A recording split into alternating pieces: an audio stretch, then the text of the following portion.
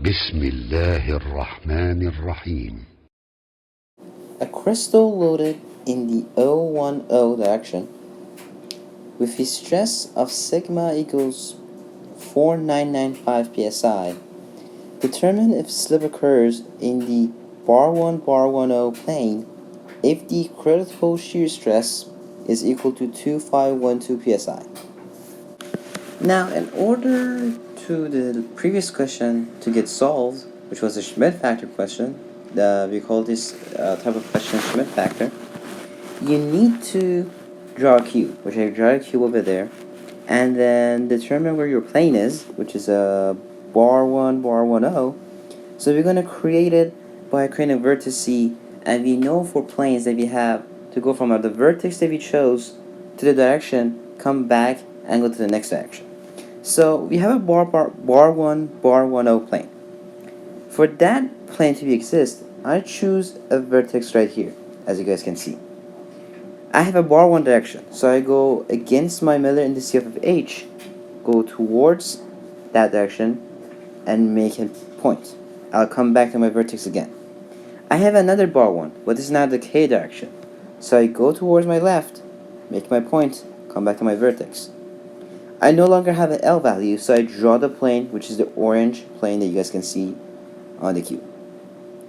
Now, after I find out, because I have to find out the phi and lambda on the equation that I have, which is the shear stress equals sigma, oh shoot, that sigma is not a sigma, sigma cosine phi cosine lambda.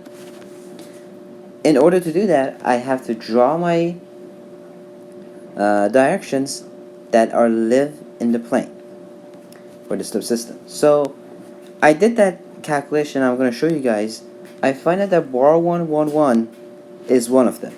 So how do I find that? I choose this point over here. I choose this point over here.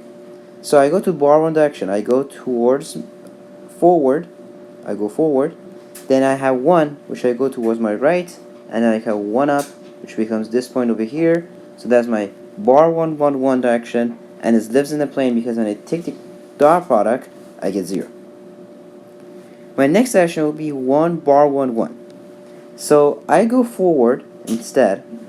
Then I go towards my left, which is, this is 1, this is bar 1, and then I go 1 up to get this direction, and that also lives in the plane. So hey, I got my two directions right now. Now, in order for me to solve this problem, I have to know what is phi and what is lambda. Now, solving these angles, you may say like, okay, what is phi, what is lambda? You're making this confusing. Phi basically is the angle between the force that we have and the plane, or the slip plane, whatever you're going to call it. The plane that we got from the question that we have bar 1 bar 10, the angle between that plane and the direction that we have 010 will give us the angle between, give us phi on the question. Now, usually, obviously, whatever they tell you is one of them is 45 and one of them is 54.7 degrees, then degrees. But usually they want you to solve this problem and get the angle, so you specify what angle you're using. So for phi, I decided to say like, okay, how did you get the phi? So it's the r cosine, because we know the cosine of this angle, the cosine of phi, will equal to the whole thing that we have right now inside this parentheses. So to just get phi, we have to get the r cosine of this whole thing. So we're going to do the dot product of 010 direction and the bar 1 bar 10 plane, which we get -1. And then we do the magnitude of the force that we have and the magnitude of the plane, which we get square root of 1 for force and square root of 2 the magnitude for the plane that we have. And if you solve inside this and take this our cosine of it, we get 135 degrees. Now wait a second, I said it's 45 or 54.7. Well, here's the knowledge of this. Because you know it's just 2, and they always tell you that, oh, it's 45 and 54.7. So if you get 135, what you all have to do, because this was negative, it gave you the 135. So what you have to do is get the 180 degrees minus about 135, and you get your phi, which is 45 degrees. Now that basically settles it, and I don't have to solve for lambda because I know that lambda is 54.7 degrees. But I'm going to also solve for lambda so you see, because you have two different actions. Now, as we know, phi was the angle between the force and the plane. I'm sorry, it was not slip plane. It was a plane. Lambda is the angle between the force. Again, we have the force, but then we have the slip direction. So the directions that we chose, the bar 1 direction, and a 1 bar 1 direction. Now those two versus the force, and it may change, but again, since we find that the phi is 45 degrees, lambda should turn out to be 45.7 degrees.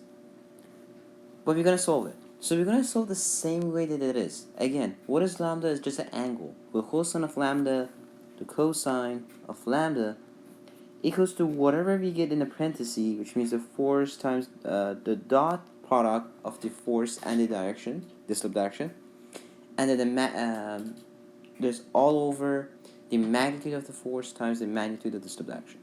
Basically, that's all you guys do.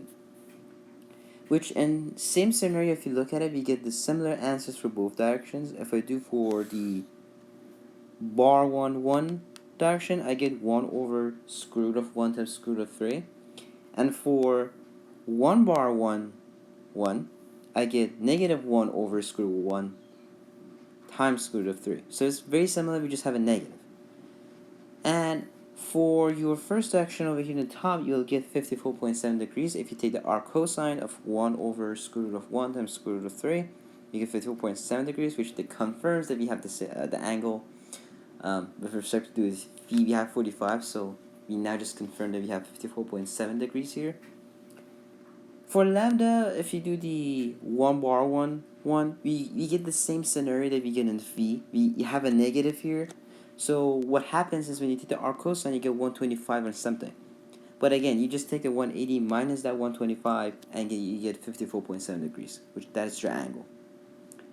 Now that we have the angle, now we can solve for the Schmid factor, because we know what the stress is, 4995 psi, and it's multiplied by these 2 degrees, and by that we can find out our stress, and then we can compare that to our shear stress, the critical shear stress, and we can see if the slip occurs.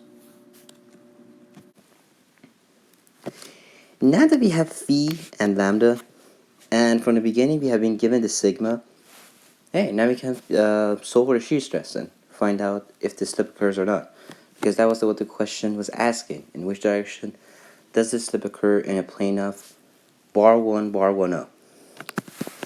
Now our PSI is 4995 PSI, and we find out the phi is actually 45 degrees and lambda is 54.7 degrees. I don't have to do this twice because I know for both directions my lambda is 54.7 degrees, especially since that our phi is just 45. Calculating that with the calculator, you'll get 2041 PSI for your shear stress. Now you find out that when we had the given critical shear stress, 2512 psi, is actually larger than what we have. Because that is larger, the slip does not occur on those 2 directions. So the slip doesn't occur in bar 1 direction and 1 bar 1 direction, because the result and having the angles and the sigma is the same. Nothing changes. If by any chance we had this value that we just calculated greater than what we had over here in the critical shear stress, maybe if you had 3000 for example here, if you had it, that would be slip occur, because that is greater than the critical shear stress. So if I had 3000, the slip would occur, but we don't have 3000, so the slip would not occur. If they are the equal, still slip doesn't occur, just they're equal. So this way you answer the question, and you have to write it this way. You have to say, okay, we have the shear stress, which was 2041 psi, less than whatever the critical shear stress was, which was 2512 psi in this question. And you will just write down in words what that means. So slip does not occur in bar 1 direction, and 1 bar 1 direction. I hope you guys learned something new. If you have any questions, let me know. And if you guys want me to do another way of Schmid factor, maybe with FCC, I'll be happy to do that. And yeah, let me know in the comments. And I see you guys in the next videos.